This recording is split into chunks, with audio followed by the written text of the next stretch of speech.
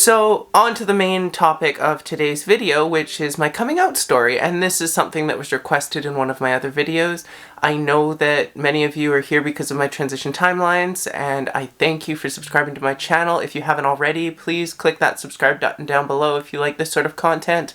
My coming out story, like with most people's, is not a single coming out. It's multiple coming outs over the course of quite a long period of time.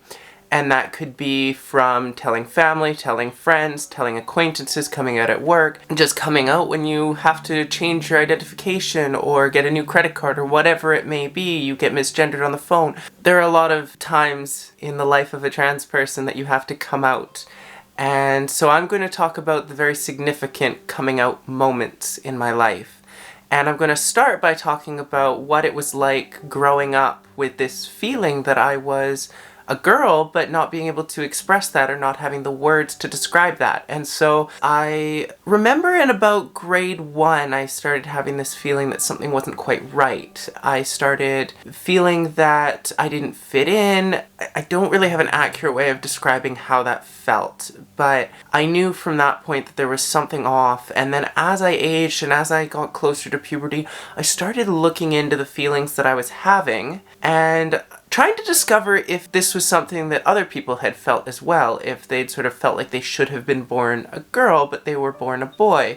And what I found through that was, unfortunately, a lot of pornographic material. Back in the 90s and 2000s, talking about being trans was not as common, and so when you search something like that on the internet, you didn't get a lot of really good articles about it. You got a lot of, at the time, what I thought were quite disturbing images and not reflective of who I am as a person. And if you're a trans person that's involved in sex work, I fully understand that's something that a lot of trans people have to do in order to get by, whether it's something that they're wanting to do or something that they're forced into doing.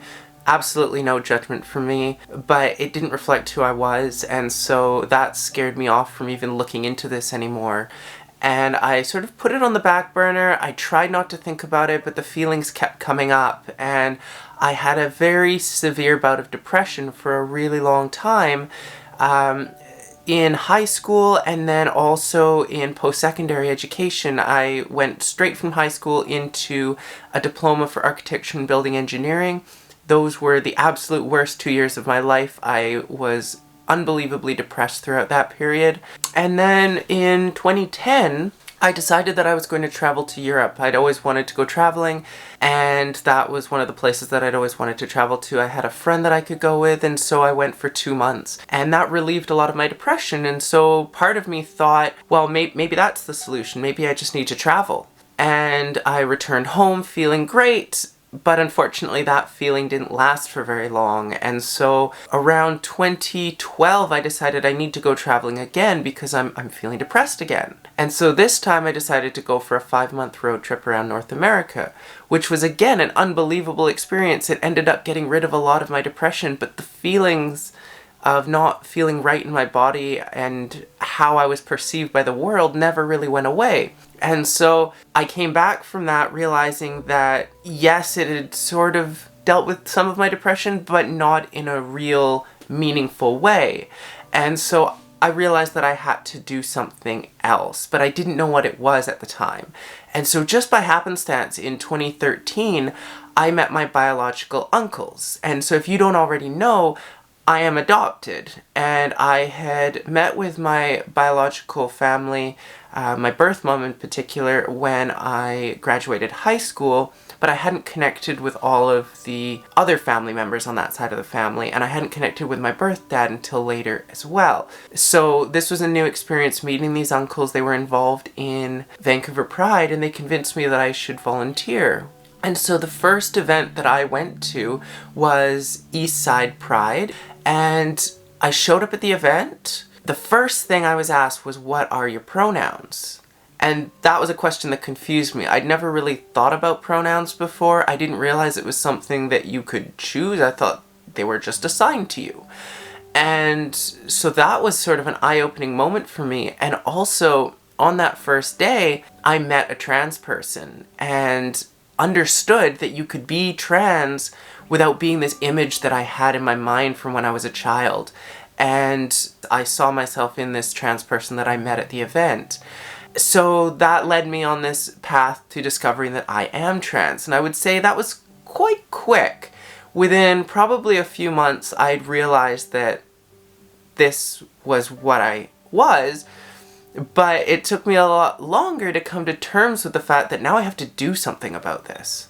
So I ended up racking my brain of how I'm going to handle this, how I'm going to tell people, what I'm going to do. So I came out to a couple close friends. I started wearing clothing that I guess is...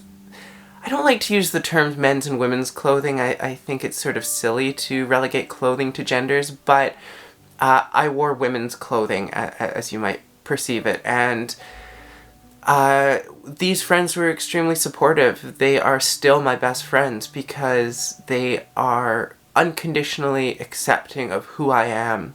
And I was also at the time in the process of buying an apartment, and my thought process was that when I'm living on my own, it's going to be a lot easier for me to tell people who I am and that I'm trans, because if there's ever an issue with it, I can easily get away from people and get back to my own little safe space. That unfortunately didn't work out the way that I'd planned. My parents ended up finding some notes that I'd put together around things that I was considering for my transition, because at the time I was already thinking about how I can start the process of transitioning without making too many permanent changes, because I was still trying to reconcile this and didn't really want to make permanent changes at that point in time until I was absolutely sure that this was a path that I needed to take. So they ended up discovering these notes. They were questioning me about what they meant, because I'd never explicitly said I'm trans in those notes, and I ended up having this very awkward conversation with my parents where I came out as trans and also came out as pansexual. I think in the heat of the moment, my parents sort of didn't hear the pansexual part because I did have to come out again later with regard to that. But there was obviously this sense of shock. I don't think any of us knew really how to deal with this. But fortunately, my parents are both academics, and their solution when they don't know how to deal with a problem is to research it. And I'm so glad that they did, because they were very quick to come around and be extremely supportive. Not to say that they weren't supportive from the very beginning, they just didn't know how to handle it, and so that research allowed them to figure out how they could deal with the fact that I'm trans and all of the changes that might go along with that. Once I'd come out to them, things got a little bit easier. I finally had some friends on my side, I had some family on my side, and it was just a matter of coming out to the rest of the world. The hardest part, I thought, was over at that point. But I also don't really believe in coming out in general. I don't think that we should have to come out. I think people should just be able to live their lives however they want and be accepted for that. And so I sort of had a bit of an issue with having to tell people that I'm trans or having to tell people that I'm pansexual. That's not something that was comfortable to me. Not that the telling of it wasn't comfortable. Obviously it wasn't, but the idea of having to do it. So I decided I wasn't going to. And my way of coming out publicly was simply to change my profile picture on Facebook to one where I look quite feminine, and hopefully people would draw their own conclusions. And I did have a lot of questions after that. I had a lot of people coming to me and saying, you know, what's going on? I think some people, you know, connected the dots, but some people didn't, and some people had lots of questions for me, and that's fine. I answered those questions, and never really had to have a big post or statement where I said, this is me, I'm trans. Since then, I've been very open about talking about the fact that I'm trans, but I didn't have that one big moment of coming out. That was sort of ultimately the end of the big coming out stories. But since then, like I mentioned previously, there have been a lot of instances where I've had to come out again, whether that's through updating documentation, or getting new identification. And again, I don't believe in having to come out to people. So every time I change my documentations, I always make it a little bit harder than it has to be. I always say, oh, I need to have my name changed. The name you have on file is not correct. Here's the correct name. And I never go into details of I'm trans and I changed my name and I changed my gender. None of those details. I don't think they need to know that. All they need to know is this is my name now. Please change it. And that's what I force them to do, essentially. I don't put up with personal questions in a matter like that because I don't believe that they should be asked. And that's sort of how a lot of my advocacy began, was just noticing these sort of injustices or these incidents of behavior that I didn't feel should exist in the world, and trying to educate around that and trying to say, look, it doesn't matter that I'm trans. I should be treated the same way as anyone else. And then that led into pushing for trans rights and getting involved in politics and all of those other things that I'll save for another video. But I think ultimately my coming out story is pretty tame by comparison to a lot of people's. I had a lot of support. Yes, there were some friends that drifted away when I came out. I don't really know the reason for that. I had one friend in particular that was very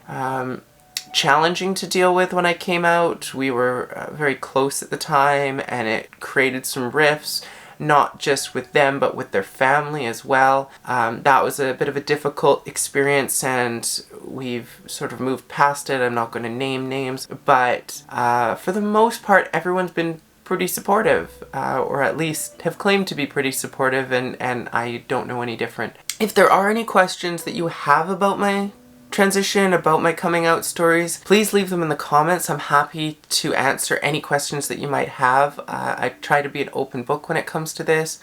I don't know if I covered all of the details that you're interested in knowing about my coming out, but I think it's something that is important to talk about. It's important to know that not all coming out stories are absolutely awful.